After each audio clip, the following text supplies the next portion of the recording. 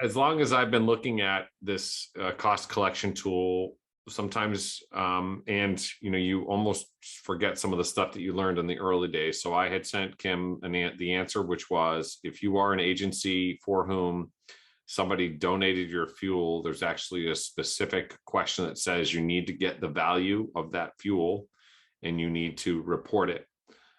There's a separate question outside of that. So you are going to have to, if you are in the instance of that hospital district and you're getting your fuel donated by one of the cities, you need to go to that city and say, hey, I need the cost of the fuel. It can be their cost, that's fine, of the fuel.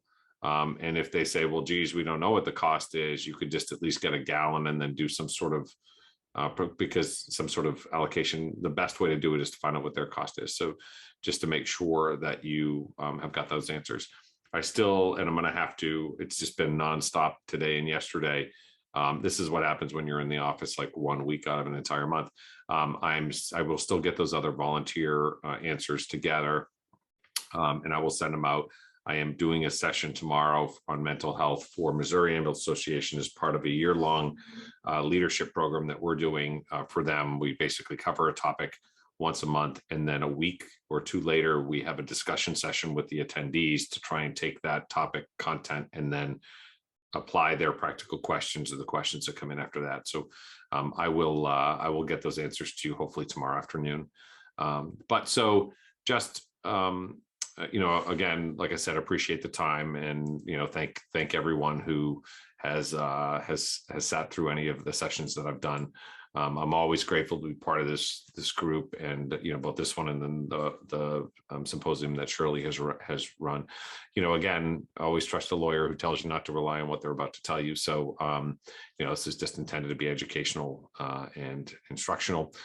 If you need a lawyer, I can help you find one in Colorado. I think I probably could waive in, but I don't really want to do that. I suppose I could, but again, why is having a recruitment plan important? And we're going to talk, I'm trying to keep this as focused around the money, but here's what I will tell you. And I do have a couple slides regarding the financial aspects of recruitment and retention, but a lot of this presentation has a lot to do with what you can do from a practical perspective, the things you need to consider from a practical perspective that will help you with recruitment and retention. I think it is implicit in any recruitment and retention plan that we know that there are substantial financial costs tied around the ability to attract and retain people.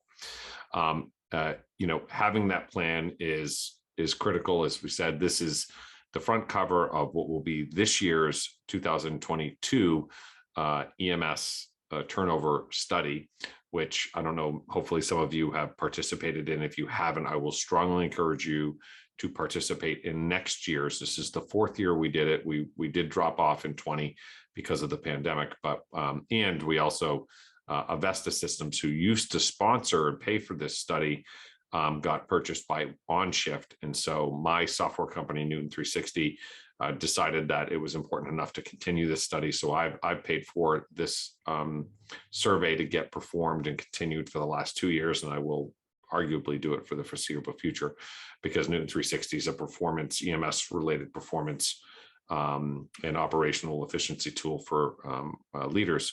And so it seems to me that it's enough related that I thought it was important enough to do it. You do have to have a systematic approach. This is not like the old days, as you all well know, and I know much of what I'm saying, I'm preaching to the choir. But if you do not have a plan on how you do this, this is not just, hey, I had a boss a couple of years ago who said, geez, where's all the HR folks? We're like, well, we're out of base meetings. Because what if someone comes in to apply? And I laughed and hung up the phone on them, because no one walks in the door anymore to go, can I fill out an application? That's like, that's like when a 14-year-old watches an adult read a newspaper. I personally still like touching paper, but they're like, why in the hell would you kill a tree and sit there with that big awkward newspaper around? Right? Nothing. It's like, I give Brian Werfel a hard time about his AOL email address. Nothing says, nothing says 1980 or 1990 like an AOL email address. So what I'd say is, if you are looking to attract people to come to work for your organization, you have to use the bait that works. And that is, that's hopefully what we'll touch on today. The survey this year, last year it said it was roughly $9,600. This year, for some reason, the respondents came in at a number to recruit employees. And what we really mean by that is the cost of recruiting and onboarding. So those dollars and cents that are spent in getting someone from application through releasing them into the EMS wild, that's roughly $8,600. I've disputed this number. They tried to put this as the cost of turnover number a couple of years ago, and I pushed back and said there is absolutely no way that the hard and soft costs of EMS turnover between recruitment all the way through retention is $9,000. I just don't believe it, given that all of the other human resource professional and other studies have said that it is anywhere from 1/2 to 2 times the annual salary of that person. And that is, I believe, a very, very conservative estimate. So that, by the way, that EMS turnover survey, we just got it back from the college, the university, and the PhD who did all of the data analytics around that. We should be releasing or at least announcing the release of that early next week with a follow-up webinar on where we'll get Dr. Doverspike and myself will get on there, and we will walk through that survey result. One of the things that we did this year was we included the percentage of open positions, which we've never done, and we will continue to do it moving forward. But I talked a little bit about that, but it won't surprise anybody to know those numbers were somewhat shocking. Part-time paramedics, open positions for part-time paramedics by survey respondents was 55%. Part-time EMTs, I think, were 36%. And then in others, 16, 17, or 20% of open positions. Not surprising, probably, to anybody on here. The average cost to replace an employee, according to SHRM, the Society for Human Resource Management, it's roughly 1/3 of their annual salary. Now, the higher that person is in the organization, so if the person is in a manager role or an executive role, that number can slide up to that, as we said, 1/2 to 2 times. I've heard numbers as high as 3 times as their annual salary. So if we were to take that, I took the liberty of taking a look on Glassdoor and some of the other websites to say, hey, what is your average annual salary for an EMT in Colorado make? And so I'm basing this off of a 40-hour work week, which I know nobody in their right mind works anymore, unfortunately. But let's just say it's about $36,000 a year that's according to Glassdoor, what they said an average EMT in Colorado makes. Now, that is based off a 40-hour work week. So let's say that's about $700 weekly with, I'm going to presume that person is doing probably 10 hours of overtime. And I bet you I'm being super, super conservative there. But if we were to say that average weekly spend, that average weekly income is roughly, just under $1,000 a week, right? That person's annually making somewhere right around or a little bit under 50 grand a year. Well, that turnover cost for one employee is, as you see, just about $15,000 based upon the 1/3.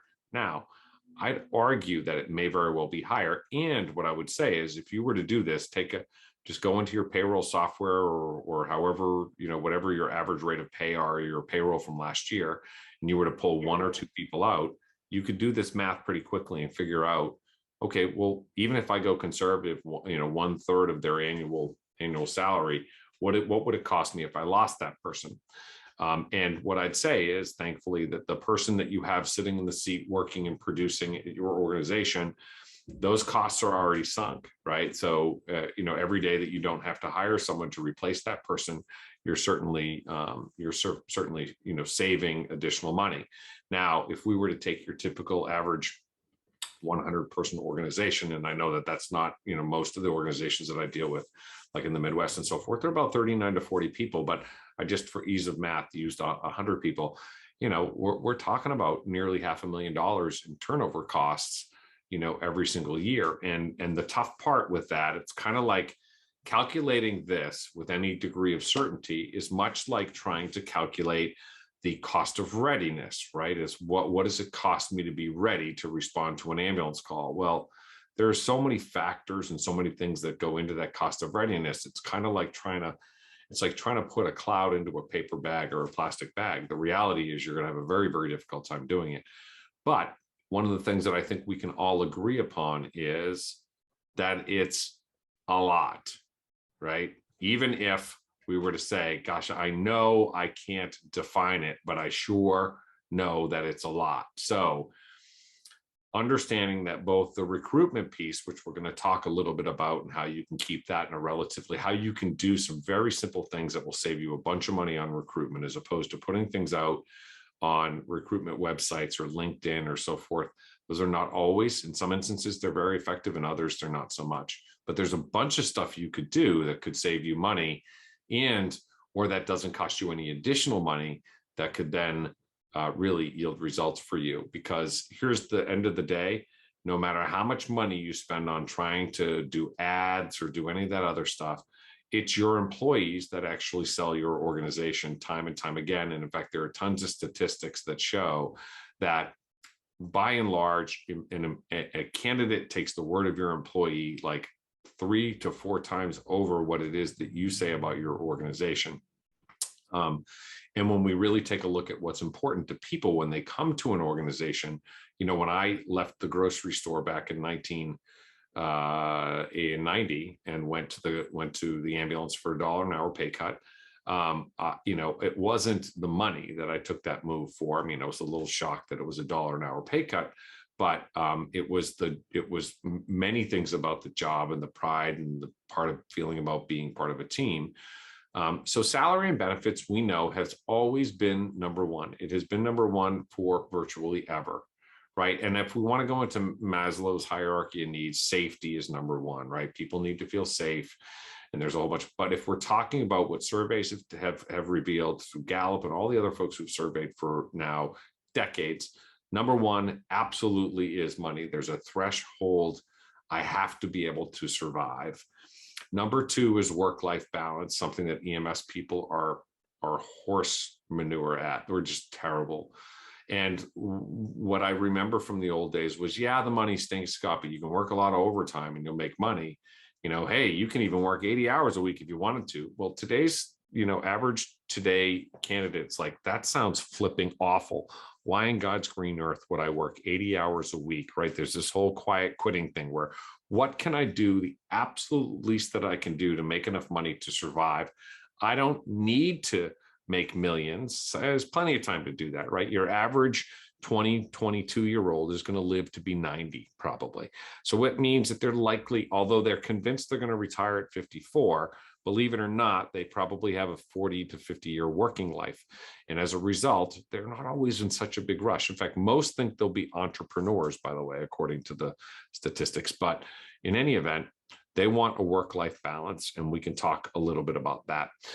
Job security, of course, EMS, as I say to people in EMS, if you can be a good EMT or good paramedic, you are rare, and everyone will hire you. If you could be a good operational manager or EMS executive, or even a billing executive, you were like Sasquatch. We know that you're wandering around the Pacific Northwest. We can smell wet dog from time to time, hear a call, but we can't find you for anything. And so I say, you do that well, you will never be out of work. So EMS is certainly, I think we underplay the job security element of that. And that's something that people can do as a function of, hey, we are recession proof. So how do we really reach and get the people that we want to reach? And I think it's important that people oftentimes will spend a fair amount of money, in this, less so true in some of the districts, ambulance districts and stuff, but, doing public relations, that kind of stuff. But here's what I'd say is, if you have a budget for public relations, you should probably take that money and reallocate it over to really employer branding and talking or thinking about the employee experience, right? Because again, very few people are looking at your marketing material and going, hey, there's a cool, swell looking, swifty little ambulance service that I should be using instead of them. But what I will say is that you can, in fact, influence people. And we'll talk a little bit about that as we move forward, but talking about by creating a very, very strong employer brand. So what is that, right? It's this set of attributes, qualities, essentially. How would people describe your organization, right? And what it means, what's that promise that you're giving someone who comes to work for you? What is that promise? And by the way, every single organization, if you have not done this, I've referenced Glassdoor a couple times over the last 2 days. If you have not gone to Glassdoor and searched the name of your organization, you absolutely should. There's a chance that there's nothing in there about you. By the way, that could be a good thing and that could be a bad thing, because Glassdoor is essentially an environment where people can either go in an identified way or in an anonymous way and post comments about what it means to work for you. And what I say to employers are, whether you know you have employer brand or not, you absolutely have one, because the people at your organization know exactly what it means to work for you. And that may not be what you think it means to work for you. And what I've said to owners over years and years and years are, why should anybody in their right mind come work here? And I mean that in a sort of a tongue-in-cheek way. And what I've often gotten was, well, we have great equipment. I'm like, red stretcher, yellow stretcher, Phillips monitors, Zoll. No one really gives a crap. That's kind of like saying, you should buy my car. It has a steering wheel. What I would say to you is, you want to be pushing, come work here. Why? You'll be part of a family. You're going to be able to touch human lives, right? When you look at what a hotel, right? When I walk into Marriott, it doesn't go, hey, we have pillows and beds and blankets. Right? They say, come back, relax, rejuvenate, recharge, reconnect, right? They're selling not the fact that they have beds, showers, and, nice little small soaps and shampoos, right? They're selling something else. And so when you think about employer brand, and when you think about why, if it's worked so well for all of those other industries, have we not adopted some of these challenges? So what you should say is, hey, employee, our employee value proposition, right? It's basically, what can you expect from us, and talk about the employee journey. If you sat down and started talking to candidates and people in your organization about what can they expect, what will they experience as they work at your place, I hate to tell you this, you may go like, I don't want to listen to that mamby-pamby crap. The fact of the matter is, you don't have to, because as we say in EMS, all bleeding stops eventually. It's up to you. That's fine, right? Change is not required because survival is not mandatory. That's fine. But I will tell you, things have changed. And if your organization hasn't, that's okay. Just, people will know. It's like having an AOL address back in 2022. So how do you develop that plan? My recommendation is, get all your stakeholders together. That includes your leadership. Most places, the bad morale starts at the first frontline supervisor, but get your stakeholders, your employees. You should even talk with some candidates who are in the pipeline. You should do some fact finding, right? Do some research, find out what not only your organization's offering and what it looks like and what people's perception of your organization is, but what the organizations around you are. You should set some goals, right? Make them super simple, very definable, and very attainable, right? In other words, keep it simple. Don't do very extraordinary things ordinarily. You want to do the ordinary things extraordinarily. And so coming up with, okay, our goal over the next 6 months or next month, and I would say you should create shorter term goals, more easily achievable than some lofty big monster goal with a whole bunch of stuff on the wall. Pick 2 or 3. This is why they tell you at the beginning, do not write a list with 10 things on your list, because I promise most of you, if I asked you, hey, how often when you leave at the end of the day are the 10 things that you started that day was still there? You did a million things while you were there. It's just not the 10 things that you set out to do. Make them simple. Hey, our goal is to completely, is to revamp our application process so as to make it super simple so that someone can apply in less than 3 minutes. That's an attainable goal that you can define easily. And it's very simple. Conduct, again, that additional research. One of the things that I often say is, call anybody who left your organization in the last year and go, hey, how's it going? What's going on? Hey, can you talk to me? It's been a year, can you talk, or it's been a couple months. Can you talk to me about why it is that you left? What it is that what were the reasons you left? Some of the best marketing material you could have is, I left because hey, 50% of our folks went on to a larger career in healthcare, or went on to, other, let's say they went from our call volunteer fire department over to a professional fire department. So come work here, get some of the experience you need, right? Again, if you have to take that weakness, which a lot of people say they treat us as a stepping stone. Well, I go, if you are a stepping stone, right, don't get mad at the tiger for attacking Siegfried. The tiger is a flippin' tiger. If you are a stepping stone, embrace being a stepping stone and say, we put more people into medical school than anybody. We put more people into nursing school than anybody, right? We've helped more people get full-time fire jobs on career departments than anybody. That's fine, right? Again, as part of it, set some deadlines, right? Again, if any of you have ever been accredited, you have to have a CAS coordinator. You should have someone who's in charge of this. And by the way, it isn't always your HR person. Sometimes the HR person is more of an administrative task driven person. They're not going to be thinking on a level that's, more creative. You do need to communicate that plan both internally and externally. By the way, a lot of times our own people have no idea how cool the crap that we do is.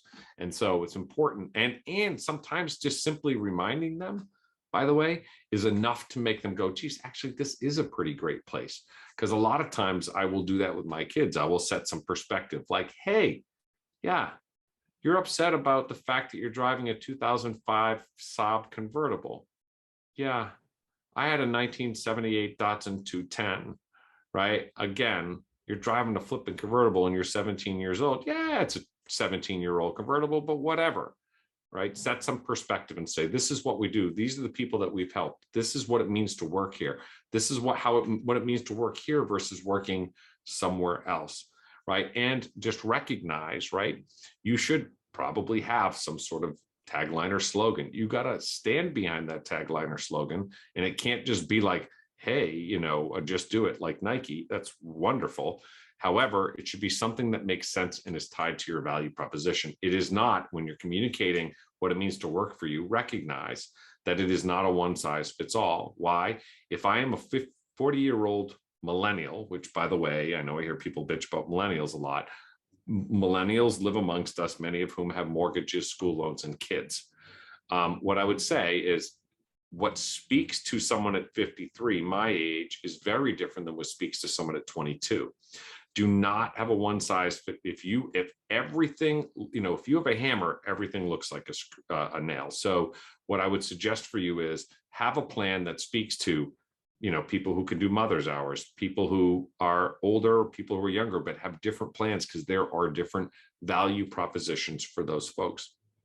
Understand, if you're not active in social media, you are missing the boat, right? No one wants to see a print ad anymore. I got news for you. I'm not suggesting that there isn't some value, at least nostalgic wise, of having, I still like to feel a newspaper, but the fact of the matter is nobody under the age of 50 is looking at a printed newspaper. It's just not happening. And so understand that you need to meet people where they are. That's just the way it is. Your job postings. I will go frequently to an organization's job page and I will find, if at best there are any photographs, there are those big stock or those canned European ambulance service photographs that, by the way, everybody in Europe apparently wears a jumpsuit, which is wonderful because people think jumpsuits are cool. They're cool if you're Captain America, not always so cool, or if you're a mechanic. But what I would say is if they see that you don't even have your own people on your website, right? Again, your website should tell someone what it's like to work for you. If what you have are pictures that have nothing to do with what it's like to work for you, that resonates through for people. So what does it look like to work for you, right? Your website, there's not a group in the world that goes to your website to decide if they're going to pick ambulance service. Hey, you know what? We're hospital such and such. Let's check out their website. Maybe we should use them. Your website is primarily for your own staff and for potential candidates of your staff, or maybe your governmental leaders, but highly unlikely. More likely it's for your own staff or for potential candidates. What does your job posting convey? A lot of times I look at job postings and they look like the job description. While I think it's important, just remember the job ad, it's a job ad. So place that job posting and make it sound somewhat fun. Because again, if what most of the ads on television said were, we're going to sell you this car, but frankly, it's grossly overinflated in cost. You're going to spend 4 times what you thought you were going to spend on oil changes and tune-ups, but hey, you'll look great doing it. What you want to do is make sure that your job posting is aspirational about what you don't want to sell them a bill of goods, but you do want to say, hey, this job is a great chance to become part of really what is a team of folks who have the ability to impact people's lives every single day, right? You can be the first person some human being sets their eyes on if you happen to deliver a baby, or you could be the last person who accompanies someone as they're leaving, right, as they're passing. Those are things that people in the age of reality TV, they like, it doesn't get any more reality TV than that, right? You should make sure that your value proposition is stated clearly. And what I mean by that is, go out to people who don't work for you and say, if I handed you this, what would you think it meant to work for my company or my organization? And see what they say. All right, because if it doesn't speak to them, don't think that EMTs or paramedics have some secret language that we all understand. That's not the case. Your application, if it's not mobile friendly, you might as well put it on an abacus, because I'll tell you that very few people under the age of 25 are doing anything other. Most of what their activities or interactions are on a mobile device. And I prefer to be on a computer, but that's because I'm old. What I will tell you is, if it's not something that I can do on a mobile device and apply for your organization in 1 to 5 minutes, I'm going to promise you that you are losing people. If you're not using an applicant tracking software, if there's any way you can find out what your drop rate is, in other words, anybody who has an application that says, where did you go to high school? Where did you go to college? When did you graduate? By the way, if you have when did you graduate, take that off. That's illegal. Right? It's not openly illegal, but it's leading towards illegality. It opens you up to a significant amount of liability. But do I really need to know where you went to high school and college? I could care less. What I want to know is maybe where you went to EMT school. But in reality, what I want to know is, what's your name, what's your phone number, and what job are you looking for? Right? Because while it's kind of like doing an interfacility transport in Massachusetts, if you ask for anything more than name, time, and location, they hang up on you, right? Why? Because they'll go to somebody who will just ask. The reality is, you want to get those people on the phone. And if you haven't done so, you should try and apply at your own organization. I will tell you, you might be surprised. If you click on the apply now and it takes you to third-party site, I'm going to bet you money you're losing people right there, because they're like, oh my God, I got hijacked. And probably if I put my information into there, I'm going to end up getting hacked. Do yourself a favor. Again, just try it. I promise you, that's a no cost value add. If you can reduce your I will tell you, I know a lot of agencies that have gone down to just give us your name, your phone number, and what position you're applying to. And then someone calls them back within usually an hour. The amount of time and hours you need to know. What's the number of time and hours from the time that somebody submits their application until the time that somebody touches base with that employee and offers them to come in for an interview, or even at least an initial phone screening? By the way, a lot of people are like, well, if I don't have the whole application, I can't find out if they were convicted of a felony. I'm like, really? They were convicted of a felony 20 years ago. Do you really care? I mean, if it were, one of the felonies that you wouldn't otherwise, that would disqualify them from working. The reality is, you need to get them on the phone. And by the way, you need them possibly at least as much, if not a little more, than they need you. So what I would suggest is, treat them like, I plugged in yesterday to see about getting a new car for my wife, and I've had 4 phone calls today. I'm a little regretful about the fact that I put my name in there, but what I would say is, you want that if you're trying to get people. Generally, understand that if someone doesn't get a response to their inquiry about a job within 24 hours, you're going to lose them. And if they don't have, from the time they submit their application to the time that you provide them with an interview, is more than a week, you're probably going to lose them. And then lastly, if you interview them and you don't call them back within 24 to 36 hours to let them know whether they're moving forward or not, you are going to lose them. That's just the hard and fact statistics. Maybe it's different in your market, but I will tell you, probably not. All right. A good recruiter, now I know most of you, your recruiters, probably you, is more than likely should be really converting 75% of the good solid leads that they get. Onboarding, when I walked in the door, they were like, who are you? Why are you here? What are you doing? Not exactly the most welcoming thing. Think about it. If anybody has a kid going to college or doing college tours, Nowadays, when you pull onto the college tour campus, there's like a little sign that says, hey, this, this space is reserved for Emily. Why? Because you don't get a second chance to make a first impression. And so you should have a spot reserved for interviewees, right? And maybe that sounds obnoxious because it's your smaller organizations. I don't know. I don't care. You can put that flipping sign. If you're a CAS, when we do CAS site reviews, there's usually a little sign on a cone that says for the site reviewers. It doesn't harm and it leaves an enormous impression, right? Act as if you wish you were treated, because what I got was keep your mouth shut for the first 6 months. And if you're still here drawing air off the planet, we will keep you and accept you and call you one of our own. Your orientation should be based on preparing people for the role. If your orientation is 85% clinical, I want you to ask yourself, when the last time, or when your folks work a truck, what percentage of the time are they doing clinical medicine? I'm going to argue that it's 15 to 20% tops. So if your orientation program is tied around clinical medicine and your goal is to make people successful in the job, and your orientation program's goal is to make people successful in the job, well, just so you know, if it's largely clinical and that's only 15 to 20% of the job, you are setting them up to fail. So your orientation should be tied around realistic job previews and things and skills that they need in order to survive. Some of that may even include things like financial responsibility, right? Yeah, you're going to get offered to work 80 hours a week. Do yourself a favor. Don't go out and buy that awesome ranch version of the Ford F-250 that's going to put you in a position where you have to work overtime for the remainder of your natural born life. That's not going to help you because you might get hurt. And then guess what happens? You're screwed. What I would say to you is set them up to succeed and then check in with them on a regular basis.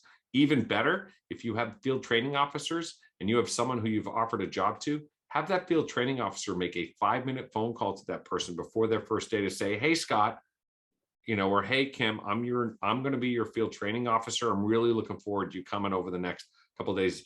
Is there anything that you're particularly concerned about or whatever that, and by the way, people are going to go, that's some mamby-pamby crap that I shouldn't have to do. They never did that in my day. Well, that's great. I understand it. Just though, think about how much you might possibly have really loved if someone picked up the phone and said like, hey, I'm looking forward to meeting you, next week when you start. And is there any questions I can answer for you right now? 5 flipping minutes, I promise you, it will pay back. The return on that investment is overwhelming. You should very clearly identify what it means to succeed at your organization. On the day I joined my fire department, I knew the path to become chief. If you do not have that very clearly laid out in your organization, you're missing an opportunity, right? And by the way, if you don't ever paint a picture of what the future looks like, guess what people do? They end up with short-term thinking. It's like going on a date where they go, yeah, I'll most likely kill you tomorrow, right? Or Princess Bride, where I'll most likely kill you tomorrow. The idea is you're never, ever going to think about what the future looks like at that company or that organization, and you're going to move on. If you have employee testimonials, what we know is candidates weigh what employees say about working for your company significantly, 2 to 3 times over what you might say. So 200 to 300%. So you should be using that whenever possible. And don't forget that your supervisors, they're employees too. I can't tell you how many times I've had folks go, the boss is yelling at the supervisors for not doing the employee performance reviews. But then I look at them and I'm like, when's the last one you had? It's been like 4 years. Yeah, supervisors are employees too. So performance feedback models, if you're using an annual review, as I've said to people, geez, would you tolerate a spouse who says I love you once a year, or a dog who came back to the doorstep to get fed once a year? Probably not. People who own cats, you know exactly what living like that is. All right. Sorry for cat owners. It's just the way it is.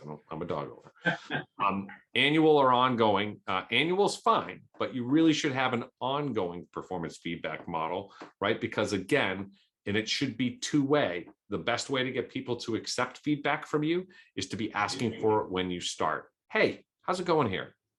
How are we doing? We doing all right? Hey, can I offer you some feedback? And that's almost always a more a successful recipe. Why? Because by the way, when you ask for feedback first, and they go, no, it's good. If your feedback is like, hey, you got to fix this, they can't turn around and go like, well, yeah, you guys stink. Well, no, you just said we were okay. All right. And I'm not meaning to seem so calculated, but the fact that there's a lot behind that. 6 to 8% of a supervisor's time, frontline supervisor's time, is spent coaching and mentoring employees. That's in retail. In EMS, I bet you it's 3 to 5%. By the way, the single most important factor in high levels of employee engagement, organizations with high levels of employee engagement not only out financially perform organizations with low level of engagement, but they also suffer significantly less turnover, right? The number one factor that determines whether people are highly engaged or not, by the way, is the interaction or the relationship that they have with the person they identify as their immediate supervisor. If your supervisors are engaging people 6 to 8% or less on average and coaching and mentor them, guess what? You probably know why that's happening. Retention interviews, a lot of people focus on exit interviews. I kind of think like, yeah, those are important. And by the way, you'd be amazed at how many times we have an organization I know of that calls people 3, 6, and 9 months out and says, hey, just checking in. You liking your new gig? If not, you're always welcome back here. And they say about 8 to 10% come back. And the only thing, and it was the phone call, because they were like, yeah, I thought maybe you would be mad at me. Nope, not mad at you at all. We understand. Man, you want to come back? You're welcome back here. But retention interviews, right? Those people left. Shouldn't you ask the people who stayed, hey, what's it that keeps you here? By the way, can I use that in a testimonial? Do you mind? I won't say, I'll just say it's Scott. I won't say it's like Scott Moore. So, can I use that? Or I can just say, an EMC. That's fine. And what is it that you love, right? What should we be doing more of? What should we be doing less of? And what should we not change at all? Monitor and measure, right? You need to have a champion for these things. As we've talked about before, what you measure is what gets managed. If you're not measuring how often those interactions are occurring, I'm telling you right now, you're missing the boat. If what you're measuring is how many hours they work, what your response times are, whether people are on time, whether they're late to work, whether they get out. Well, actually, I know very few people who measure as a metric how often people get out late. And what I get from old timers, and that includes me, is, well, I mean, getting out late is just part of the job. And what I go is, well, yeah, but it's like one of the crappiest part of the job, let's be honest. And so what I always say to leaders are, why aren't you measuring how often people get out late? Because if I were to post on a job posting, hey, come work here, guess what? 85% of our people got out on time last week. And of the remaining people, right, if I took all of it, of the remaining 15% that got out late, they all, or 90% of them, got out within 15 minutes of their end time. Why? Because we know the role that you want work to play in your life. We recognize it. And we measure these things because what's important to you becomes very important to us, right? Or if you're going to talk to someone about being late to work, for sure as hell have checked to see how many times they got out late in the last week or so. Because if you go in and go, hey, Kim, you were late today, Kim might be like, oh, hell, you didn't just say that, because I got out late 3 times, cost me 25 extra bucks at my daycare, and I missed the concert, the Tupac Shakur concert, right? Which we know you didn't miss because Tupac is not around anymore. The Puffy Combs, Sean Puffy Combs concert, which I bet you Kim probably would have gone to anyways. Well, I'm all over it. You betcha. I know. So I've seen you with that bandana tied around your head, like to the side. So what I would say is, again, don't walk in, because if I say, hey, I know you were late this morning. I recognize that you got out late 3 times. That stinks, but you can't be late. Same conversation, totally different feel, right? Report what you're finding. Hey, guess what? We retain 85. When people go, our turnover is 30%. I go, hey, we retain 70% of the people who work here decide to stay here. And of those people who do stay, guess what? Here's our average tenure. Like our average tenure here is 7 or 8 years. That's pretty good, right? Always accentuate the positive. If something's not working, you got to change it and fix it fast. What I've said to people before are, I used to have a saying in my office when I was a CEO at a service that said, if the gates are down, lights are flashing, horns screaming in vain, if you stand on the tracks ignoring the facts, you can't blame the wreck on the train. It used to piss off my managers. Why? Because they'd walk in and go, can you believe? And I'd point to the sign and they'd walk out. Be like, ugh. Because by the way, the train's been coming down this track for like 10 years. I said to the AAA when I started 7 years ago, workforce, single biggest issue facing EMS. They said, nope, reimbursement. I said, okay, you can park your Pinto on the tracks. Have fun. And now we are here and we're all pushing the Pinto off the tracks. What I will say is, again, if it's not working, fix it and fix it fast. And then always be adjusting and evolving, because If you're not adjusting and evolving, and I'm, again, I'm happy to help folks with these things. You will find exactly what you put into it, right? It's great. If you want to throw more money at the problem, that's great. You will create EMS mercenaries. You do have to stay competitive, but people who take jobs for money leave jobs for money. The fact of the matter is, what we know in organizations with high levels of engagement and very low levels of turnover, if it's, for example, if Ron Caranto, my old boss at Cataldo Ambulance, called me today, he's in Texas now, and said, hey man, I got a role, I really need your help. I have to tell you, I've worked for myself for 7 years. I'd have to give a long, hard thought about whether I was moving to Texas or not. All right. You ever seen a Massachusetts guy in Texas? They think that we are like the People's Republic of Massachusetts. I would have to give it a long, hard thought, because I'd work for Ron almost anywhere, anytime. So, I know that this wasn't exactly a directly financial issue, but what I will tell you is this is the single biggest financial issue facing any one of you in that room. And, there are ways, cheap, low, or no cost ways to have dramatic impacts. And I'm happy to share any of that or work with any of you. And this is not like I'm pitching for business, because 90% of the time, I don't think, Kim, I charge you guys right to present. I don't know what that, I've never done anything asking what the money is. I've always done stuff going, geez, let's do it. Looks like a cool thing to do. And then we'll figure it out. So any questions? And by the way, I just want to forward the note, while I did start early, I am 4 minutes. Massive says Texas rules. I freaking love him. He's right. Just for the record, my kids love Texas. I have more t-shirts that have references to Texas, because my kids, my wife's family's from Texas, and we went down to Houston one time on the 4th of July, and we stayed at the Marriott Marquis that has a hotel pool on the 6th floor, a lazy river in the shape of the state of Texas, because only in Texas would they make an entire pool on a 6th floor of a hotel in the shape of the state of Texas. But since that day, my kids have decided they're going to college in Texas, and they're moving to Texas. I think it's because they look up to Matt personally. That's my, and Rob Luckrich. It's Yes. clearly not the case.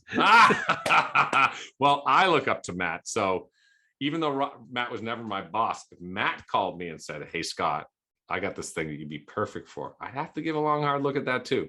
But in any event, so questions from the group. I'm going to stop sharing, and I did send these slides. There are some of the reference from the slide. I did send these already to Kim, and for all 3 sessions, which should any hyperlink in there you see should be clickable.